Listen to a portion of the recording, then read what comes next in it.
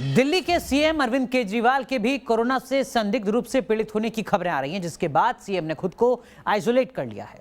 उनका मंगलवार को कोरोना टेस्ट होगा। तस्वीरें साल 2016 की हैं, जब दिल्ली के सीएम केजरीवाल बेंगलुरु में अपनी खांसी का इलाज कराने गए थे।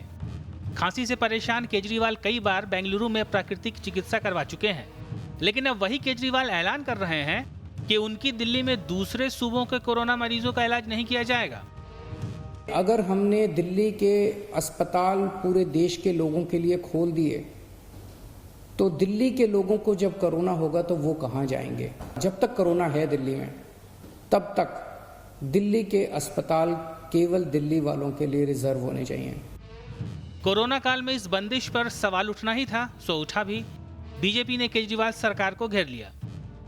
सुपर स्पेशलिटी ट्रीटमेंट से आप किसी को कैसे रोक सकते हैं? कैसे रोक सकते हैं? ये बहुत शर्मनाक है। इस बीच खबर है कि तबीयत बिगड़ने के बाद सीएम केजरीवाल ने खुद को आइसोलेट कर लिया है। हल्का बुखार और गले में खराश के बाद अब सीएम केजरीवाल का कोरोना टेस्ट भी होगा। मुख्यमंत्री जी को कल से थोड़ा बुखार की और गले में प्रॉब्लम है थोड़ी सी, तो कल दोपहर से उन्होंने अपने आप को आइसोलेट कर रखा है और कल दोपहर के बाद से जितनी भी मीटिंग्स थी वो सब कैंसिल कर दी गई थी। किसी से मिले नहीं हैं वो। उनका डॉक्टर्स ने एडवाइस किया है कि कल उनका फिर हम कोरोना का टेस्ट कराएंगे और उसके बाद ही इस पे कुछ कह पाएंगे कि क्या प्रॉब्लम है। दिल्ली में कोरोना संक्रमण बड़ी मुसीबत बनता जा रहा है। देश की राजधानी में कोरोना मरीजों की तादाद 27,000 को पार कर चुकी है। 761 लोगों की मौत संक्रमण से हो चुकी है। Team news nation. यूं तो कोरोना का इलाज अभी तक नहीं मिला है, लेकिन फिर भी बड़े बड़े शहरों के प्राइवेट अस्पतालों में कोरोना मरीजों से लाखों की फीस वसूली जा रही है, जिसकी वजह से आम आदमी के लिए कोरोना से बचाव मुश्किल होता जा रहा है। ऐसे में केंद्र सरकार की आयुष्मान भारत स्कीम आम लोगों के लिए कई फायदे लेकर आई है। न्यूज नेशन संवाददाता सैयद आमिर हुसैन ने इस मामले पर national health authority Ayushman scheme के डिप्टी सीईओ डॉक्टर विपुल अग्रवाल से बात की। हमारे साथ में विपुल अग्रवाल जी हैं, डिप्टी सीईओ हैं एनएचए नेशनल हेल्थ अथॉरिटी से। सर, एक बहुत इम्पॉर्टेंट सवाल ये है कि आज जो ये महामारी फैली हुई है, इससे नेशनल हेल्थ अथॉरिटी और ख़ासतौर पे आयुष्मान भारत जो एक बहुत बड़ी स्कीम है, किस तरह से हेल्प कर रही है?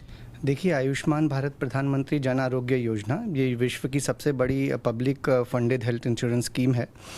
जैसे ही ये कोरोना का संकट आया, हम लोगों ने उसी समय कोविड-19 की टेस्टिंग और ट्रीटमेंट की पैकेजेस डिक्लेयर की। आज हमारे साथ जुड़े हुए 22,000 से ज़्यादा स्वास्थ्य केंद्र, सभी में ये इसका उपचार और ट्रीटमेंट जो आईसीएमआर एम्पैनल लेबोरेटरीज़ हैं उसमें फ्री दिया जा रहा है। और इसके साथ कोरोना की ट्रीटमेंट को और बल मिले और हमारे स्वास्थ्य की जो मशीनरी है वो और सुदृढ़ बने, उसके लिए हम लोगों ने हॉस्पिटल एम्पैनलमेंट का एक सरल तरीका सबको दिया और उसकी वजह से पिछले 1.5 महीने में हम लोग करीब 1550 नए अस्पतालों को अपने साथ जोड़ पाए हैं।